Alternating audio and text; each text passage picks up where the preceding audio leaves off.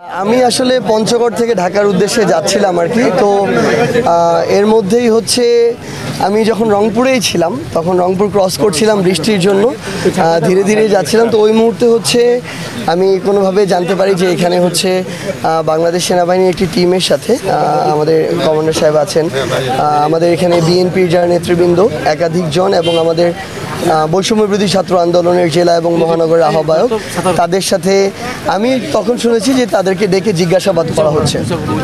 তো আমার জায়গা থেকে যেটা মনে হয়েছে আসলে যে বিষয়টাকে কেন্দ্র করে এটা যে আপনারা এটা জানেন আপনাদের জায়গা থেকে, এখানে জিএম কাদেরের আসা, তার মিটিং করা এবং তাদের জাতীয় পার্টির যে সাবেক মেয়র মোস্তফা যিনি আছেন উনাকে আবার মেয়র পদে বসানোর বিষয়ে বিক্ষোভ করা, এই সামগ্রিক বিষয় নিয়ে এখানে একটা আমরা বলতে পারি যে কিছুটা অস্বস্তিকর পরিবেশই তৈরি হয়েছে, যেটা রংপুরে আমরা এর আগে দেখিনি বা আগামীতেও প্রত্যাশা করি না।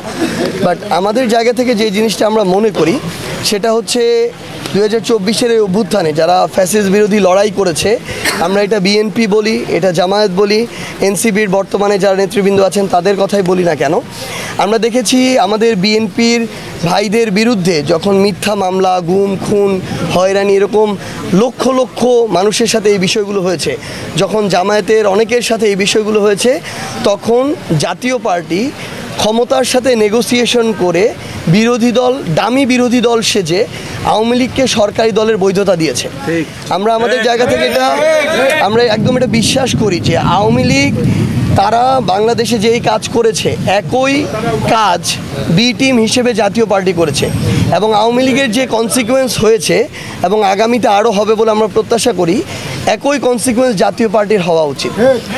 এখন এখানে যখন আমরা দেখি যে জাতীয় পার্টির একজন মেয়র, ওই মেয়রকে আবার পদে বসানোর জন্য এখানে একটা বিক্ষোভ মিছিল করা হয়, আমরা মনে করি ওই মিছিলে জাতীয় পার্টির নেতাকর্মীর নামে সেখানে আওয়ামী লীগ তারপর যুবলীগ, ছাত্রলীগের যারা নেতাকর্মী, যে সন্ত্রাসী যে নেতাকর্মীরা আছে তারা ওই মিছিলে থাকবে এবং থাকাটাই সবচেয়ে বেশি ইম্পর্টেন্ট ছিল। তো আমরা আমাদের জায়গা থেকে মনে করি যে এভাবে এটা শুধুমাত্র একটা শুরু এবং অস্থিতিশীল একটা পরিবেশ তৈরি করার একটা প্রক্রিয়া।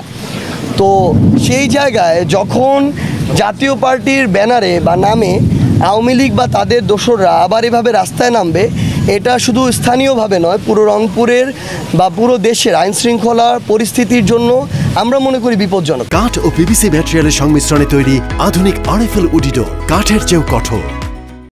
সেই জায়গা থেকে আমরা যতদূর জেনেছি যে যখন জিএম কাদের এসে আবার স্থানীয় নেতৃবৃন্দের সাথে মিটিং করছিলেন, আমরা মনে করি এটা এখানকার জাতীয় পার্টি আওয়ামী লীগকে সংগঠিত করার একটা প্রক্রিয়া, যেটা এখানকার ফ্যাসিস্ট বিরোধী আন্দোলনে যারা লড়াই করেছে তারা কখনো এটা মেনে নিতে পারে না। সেটা এনসিপি হোক, আমাদের বিএনপি হোক, জামায়াত হোক বা অন্য যে কোনো আমাদের সহযোদ্ধারা হোক, তারা কখনো মেনে নিতে পারে না। সেই জায়গায় তারা বিক্ষোভ মিছিল করেছে, কিন্তু এই বিক্ষোভ মিছিলে প্রথম জাতীয় পার্টির স্পেশালি জিএম কাদেরের সমর্থকরা হামলা করেছে এবং এই হামলাটা যখন তারা করে দেশীয় অস্ত্র লাঠিসোঁটা নিয়ে কিন্তু হামলা করেছে, এগুলোর স্পষ্ট এগুলো ফুটেজ আছে। সো সেই জায়গা থেকে পরবর্তীতে তাদেরই কেউ নিজেদেরকে সেভ করার জন্য জিএম কাদেরের বাসায় হামলা করেছে কিনা নাকি অন্য কেউ করেছে, এই বিষয়টি আমরা মনে করি যে তদন্ত সাপেক্ষ হতে পারে। সো সেই জায়গা থেকে এইটার যদি তদন্ত হতে হয়, এটার কনসিকুয়েন্সের শুরু থেকে তদন্ত হতে হবে যে আওয়ামী লীগ নিষিদ্ধ হলো, জাতীয় পার্টি এখনও নিষিদ্ধ না কেন, এক।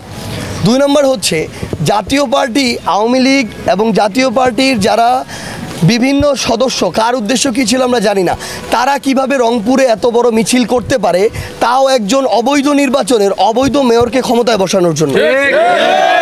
তৃতীয়ত, অন্য দলের নেতাকর্মীরা যখন তাদের জায়গা থেকে এখানে বিক্ষোভ মিছিল করে, সেই বিক্ষোভ মিছিলে কারা প্রথম সশস্ত্র হামলা চালিয়েছে, যদি তদন্ত বা অনুসন্ধান করতে হয় প্রথমে সেটা করতে হবে, মামলা হলে প্রথম তাদের বিরুদ্ধে হবে, গ্রেপ্তার করলে প্রথম তাদেরকে গ্রেপ্তার করতে হবে।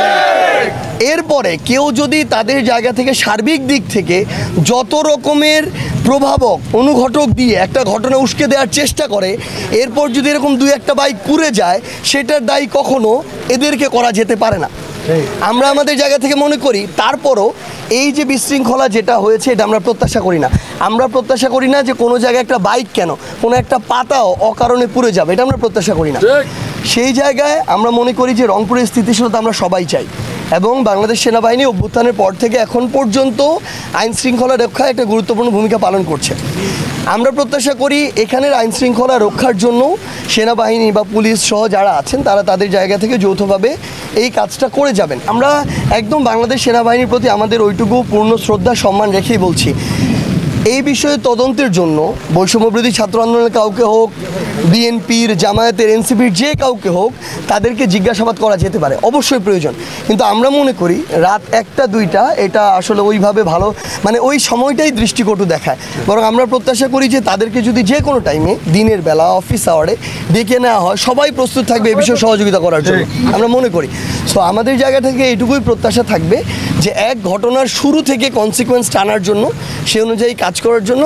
আর দ্বিতীয় প্রত্যাশা থাকবে যে এই সময় এবং সার্বিক সিচুয়েশন যেন এমন না হয় যেটা আমাদেরকেও আসলে বিব্রতকর পরিস্থিতিতে ফেলে, যে কারণে আমাদের যে যাত্রা সেই যাত্রা পথে ব্যাঘাত ঘটে।